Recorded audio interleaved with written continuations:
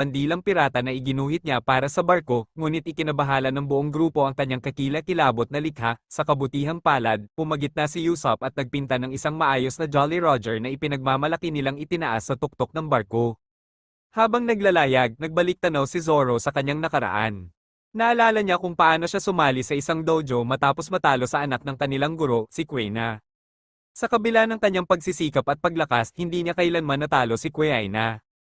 Naniniwala si Kuina na unti-unting mawawala ang kanyang lakas habang siya ay tumatanda, dahilan upang magduda siyang magiging pinakamahusay na swordsman sa mundo. Labis na nagdamdam si Zoro sa kanyang pananaw at nangako silang dalawa na isa sa kanila ang makakamit ng pangarap na ito. Sa kasamaang palad, namatay si Kuina sa isang aksidente, at mula noon, inialay ni Zoro ang kanyang sarili upang tuparin ang kanilang pangako.